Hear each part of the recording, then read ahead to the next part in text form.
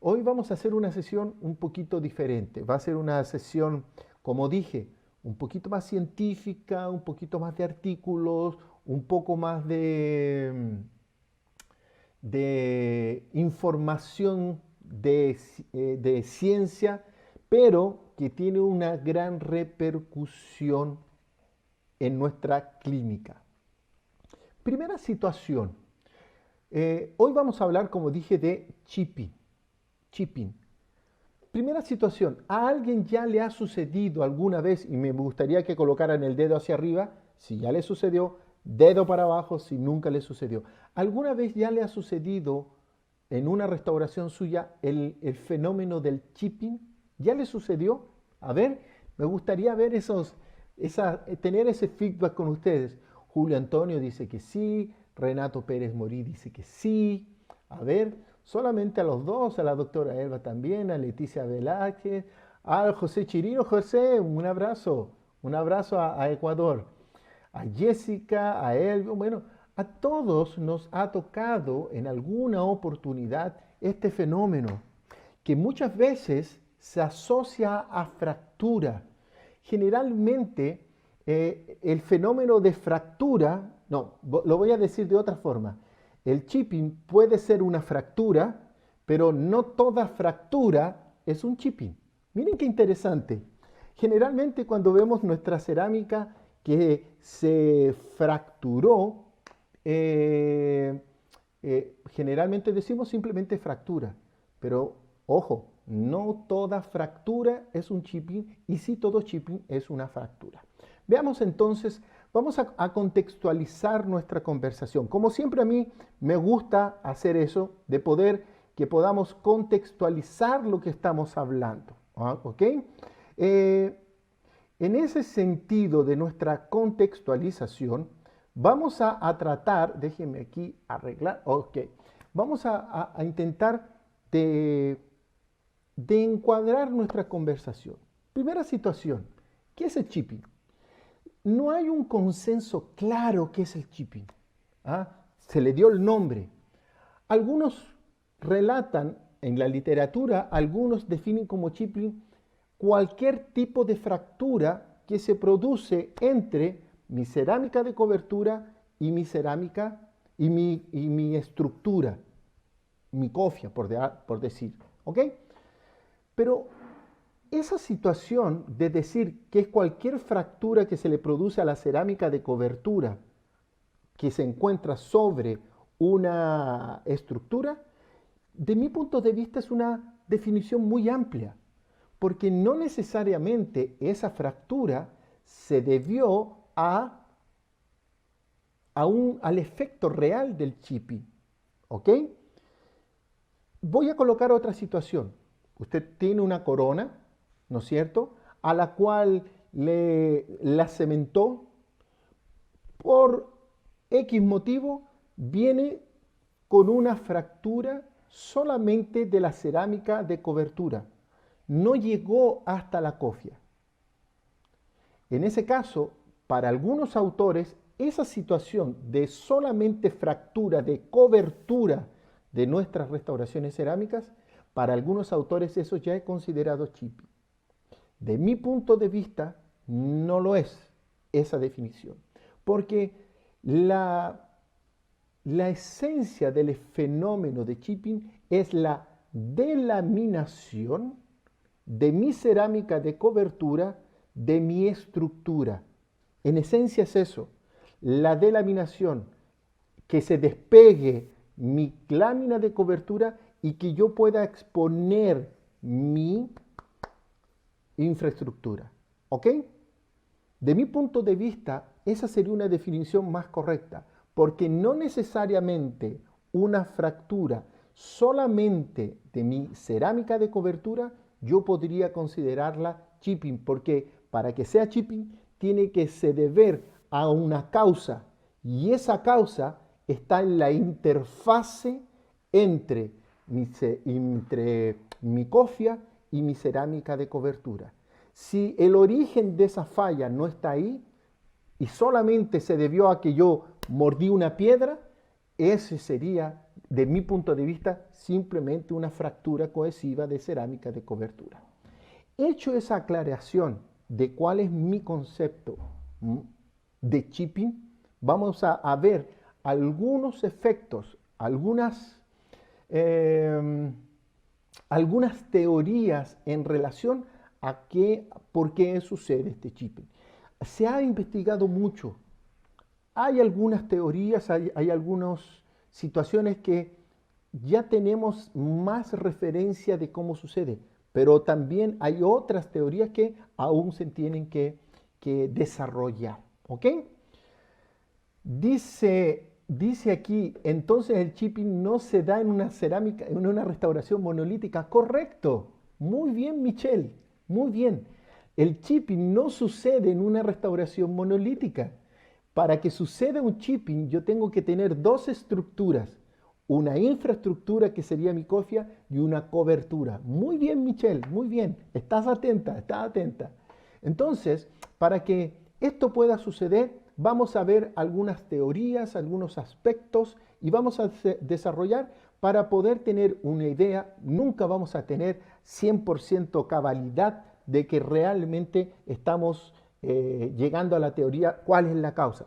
Sin lugar a dudas, siempre va a ser multifactorial y cada una de ellas va a influenciar para que esto suceda. ¿Ok? Veamos entonces. Dentro de las alternativas posibles para producir este fenómeno, vamos a tener básicamente tres. Una, relacionadas a las propiedades mecánicas de los materiales. Otra, a las propiedades térmicas de los materiales.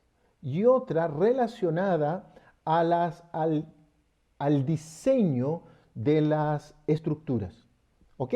Básicamente lo vamos a juntar en esos tres grupos. Con seguridad hay muchas más otras causas o teorías que podríamos estudiar. De mi punto de vista, estas tres ítems van a englobar los principales hechos que van a suceder en este caso.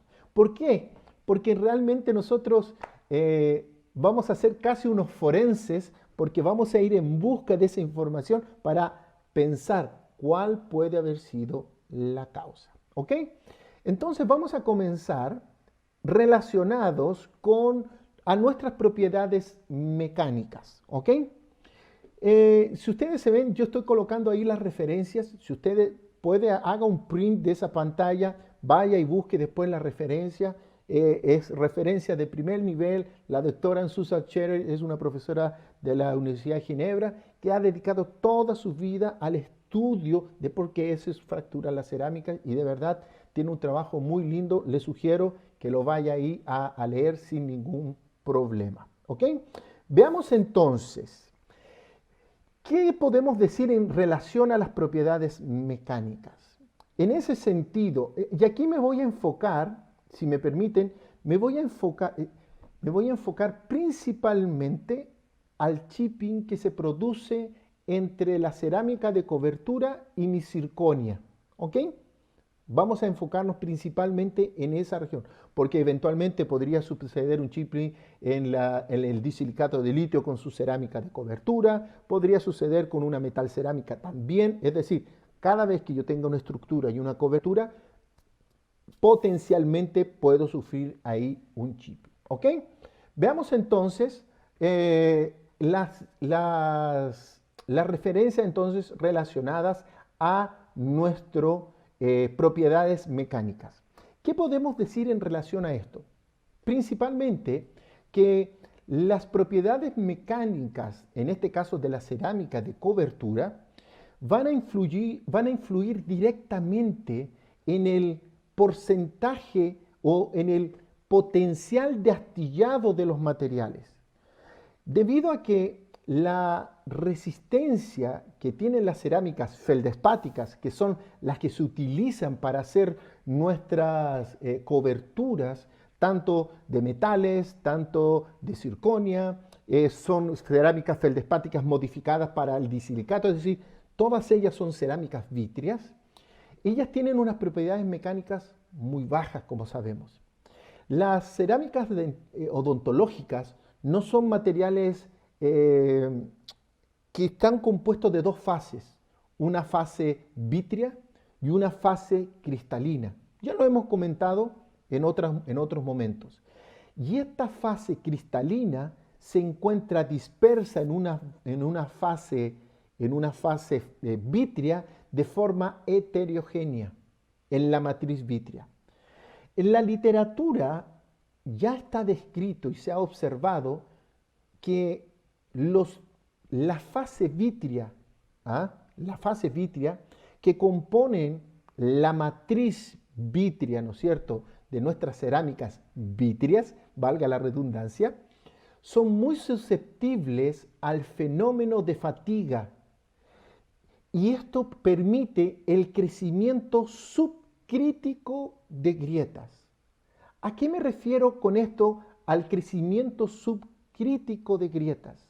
Que para que una grieta se propague necesita de una tensión y esa tensión, ¿no es cierto?, cuando no es suficiente para que se propague, la grieta va a crecer lentamente bajo el nivel crítico de propagación.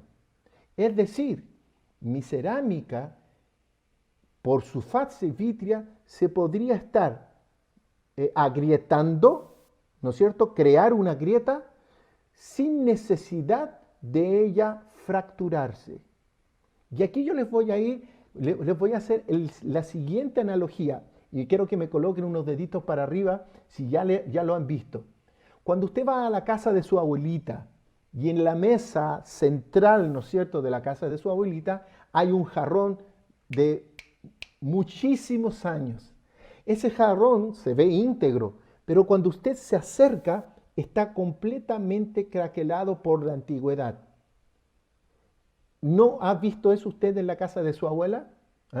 Colóqueme un dedito para arriba si le ha sucedido eso. Es eso. ¿Qué ha sucedido?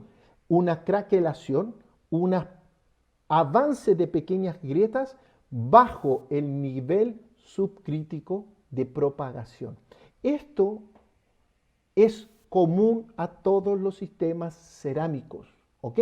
Es común a todos los sistemas cerámicos vítreos. Entonces, ¿qué es importante saber entonces? Que la fase vítrea que compone la matriz de las cerámicas son muy susceptibles al fenómeno de fatiga debido al crecimiento subcrítico de grietas. ¿En qué consiste este fenómeno entonces? Es un crecimiento lento y continuo de defectos que se va aumentando a través de las tensiones que se van ejerciendo en nuestra restauración, y que se concentran muchas veces en un punto, y eso asociado a una tensión va a generar el crecimiento lento y continuo de grietas. Es lo mismo que le sucede al jarrón de la abuelita. ¿Qué sucede? Bueno, por otros motivos lógicos, cambios térmicos. ¿Qué va a suceder? Aumento lento y progresivo de las grietas. Ese es un ejemplo muy didáctico para que usted pueda entender de cómo funciona entonces este crecimiento subcrítico. ¿Qué sucede entonces? Vamos avanzando. Estamos hablando de las propiedades mecánicas de los materiales, cómo va a influenciar en el efecto de chipping. ¿Ok? ¿Qué sucede entonces? Cuando tenemos nuestra restauración en boca, mire, nuestra restauración en boca está cementada y la colocamos en función, el paciente entra en función, comienza a tener masticación a la hora de comer, aprieta los dientes, ¿no es cierto?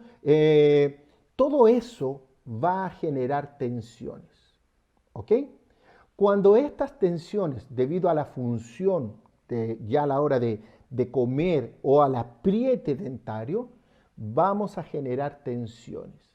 Cuando yo tengo una área en la cual tengo concentradas tensiones y genero una tensión en esa región, ¿qué va a suceder?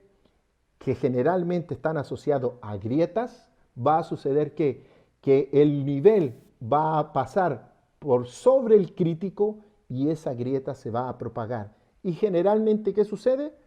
Fractura de nuestra cerámica. ¿Ok? Es eso lo que va a suceder. Ahora, estas fallas que nosotros tenemos, estas fallas que nosotros tenemos, son fallas que son inherentes a las cerámicas vítreas. Toda cerámica vítrea tiene fallas, todas. El mejor laboratorio de su ciudad tomó la cerámica, la aplicó en capas, la llevó al horno, tal cual lo dice el laboratorio, el fabricante aumentó la temperatura, hizo todo correcto y el resultado final ella tiene fallas. Tiene fallas de superficie y tiene fallas internas. ¿Qué sucede entonces? Ah, pero también eso es inherente al material. Pero ¿sabe qué también? Yo, como clínico, puedo aumentar la cantidad de fallas superficiales en esa cerámica. Pero ¿cómo puedo hacer eso?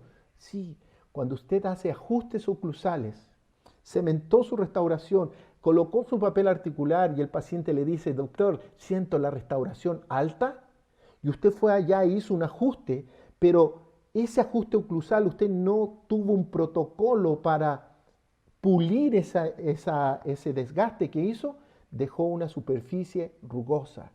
Eso que hizo, usted le incorporó más fallas de superficie a su restauración. Mire qué interesante. ¿Ah? Entonces, qué sería el hecho de yo hacer un ajuste oclusal? Estoy incorporando más fallas. Más fallas tengo, más el riesgo de que esa falla se asocie a una tensión y me genere entonces un rasgo de fractura. Eso es importante. Entonces, y aquí voy a hacer un pequeño paréntesis, para evitar dejar fallas de superficie y dejar puntos que me puedan iniciar un rasgo de fracturas, el protocolo de acabado de mi restauración cerámica, estamos hablando de restauraciones cerámicas, no tiene que ser bueno, tiene que ser muy bueno. Tengo que tener un protocolo que me permita hacer mi ajuste y dejar una lisura superficial, ¿ah?, para evitar entonces, evitar esa rugosidad y que me permita entonces poder evitar que se generen tensiones por encima del nivel crítico y se propague un rasgo de fractura a través de esa cerámica. ¿Ah? También he visto cuando hacemos demasiadas cocciones. Ya vamos a entrar al área de las temperaturas. Primero estamos viendo las situaciones mecánicas de cada una de las situaciones. Entonces, cuando la masticación genera constantemente tensiones en el material y como el resultado que nos va a traer que pequeños defectos pueden crecer hasta un tamaño crítico y propagarse y generar una fractura en la cerámica.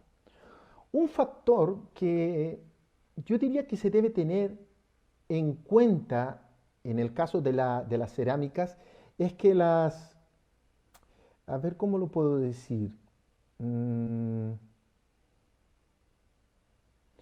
que las cerámicas, esto, miren, aquí voy a hacer un paralelo que me gustaría que lo pudiéramos hacer. Lo voy a hacer ya, lo voy a hacer más adelante, pero lo voy a hacer ya.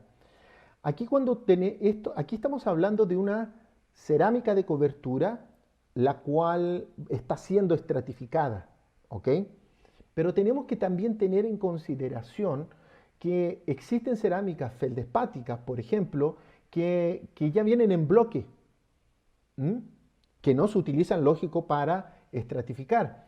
Pero si hiciéramos un paralelo entre ellas, las cerámicas procesadas industrialmente, en este sentido para CAD/CAM, van a tener menos fallas, menos porosidades, van a ser más homogéneas y más compactas en ese sentido. Entonces, cuando tenemos el mismo material, uno estratificado y el otro industrializado, ya sinterizado en bloque, ¿no es cierto? Él va a ser más homogéneo, más compacto, con menos falla, con menos porosidad. ¿Ok? Más a la hora de hacer nuestras estratificaciones necesitamos trabajar con polvo y líquido. ¿Ok? Las cerámicas sintéticas como la Noritake pueden presentar mejores propiedades para recubrimiento. La gran mayoría hoy de las cerámicas de las casas comerciales, la gran mayoría son sintéticas. ¿Ok?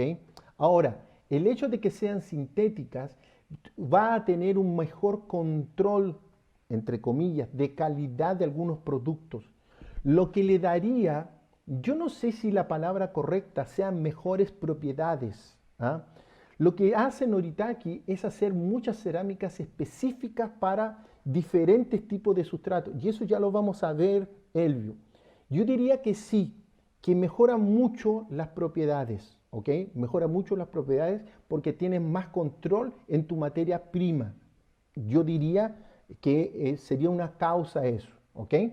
Ahora, solo para finalizar y ya vamos a la parte de la parte de cerámica, de la parte térmica, ¿ok? Entonces, las procesadas van a tener más homogéneas, más compactas, menos porosidad, lo que va a hacer que va a disminuir el riesgo de que yo pueda tener una fractura asociada a una tensión.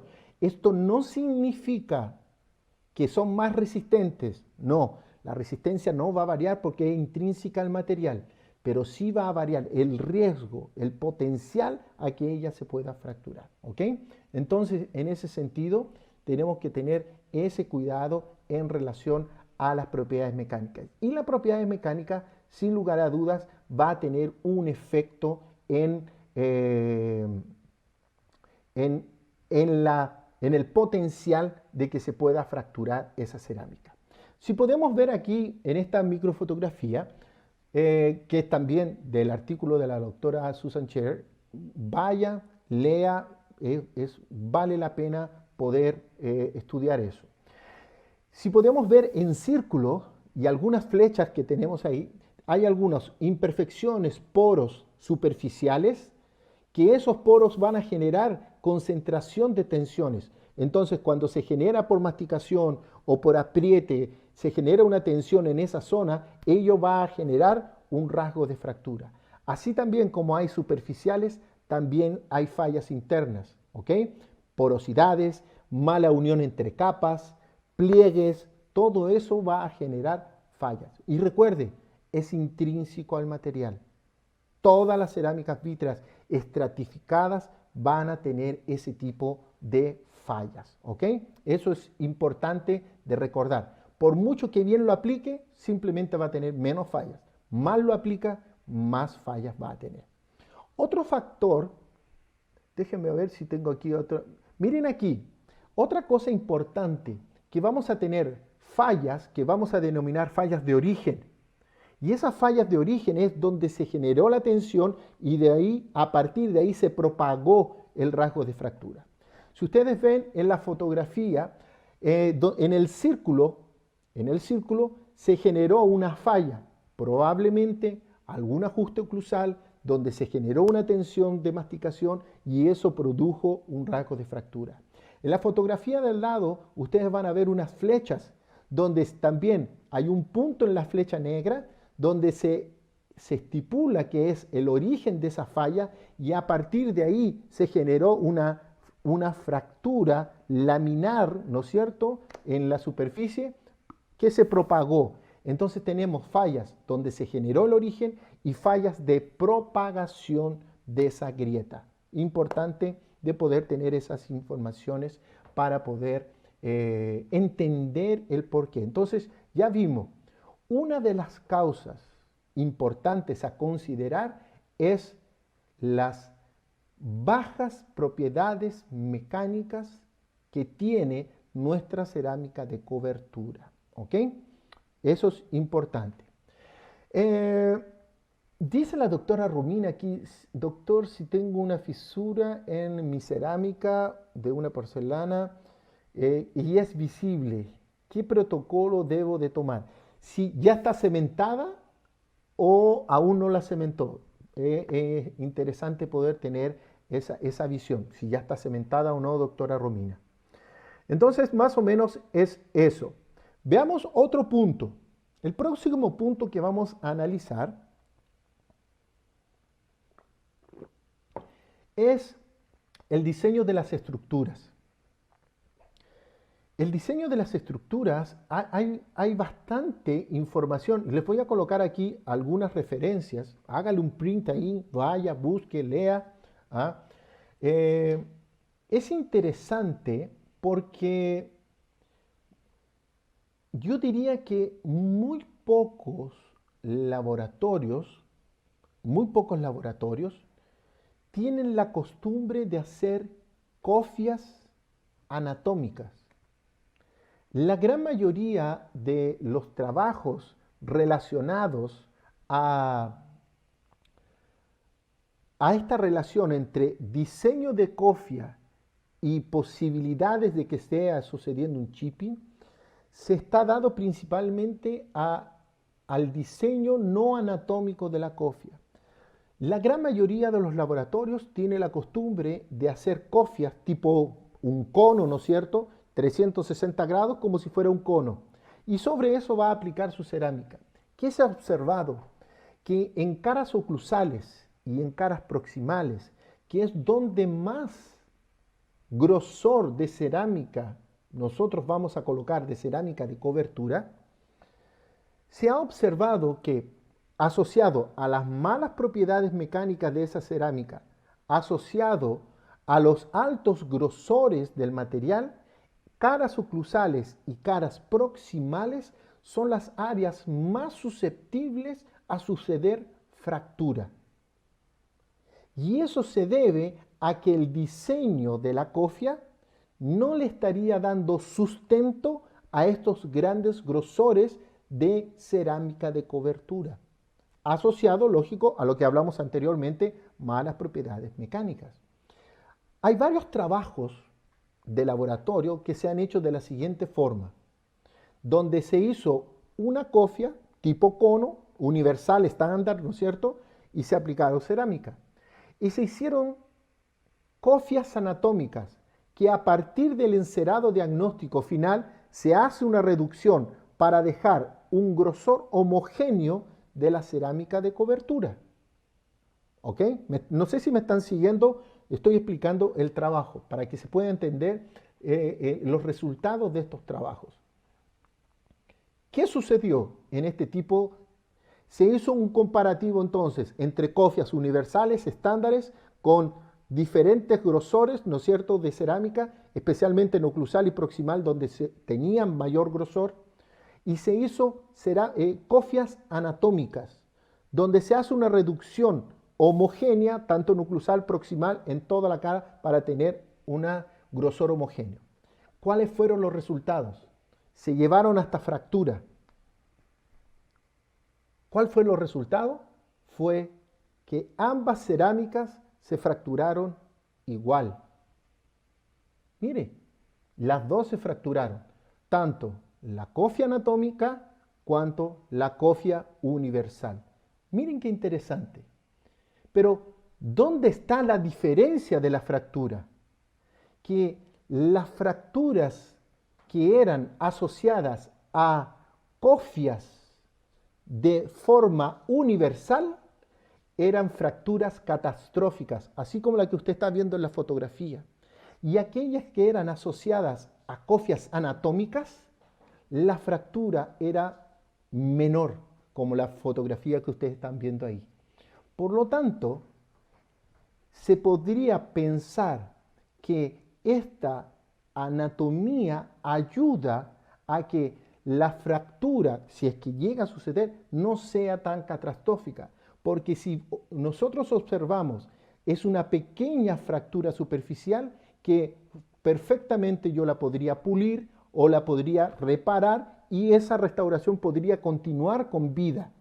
Pero, ¿qué sucede? Cuando yo tengo una fractura catastrófica, yo simplemente voy a tener que sustituir esa estructura, mi restauración completa en ese caso. Entonces, eso es bien interesante de poder observar que también el diseño de mis cofias puede influir también en este efecto que estamos estudiando.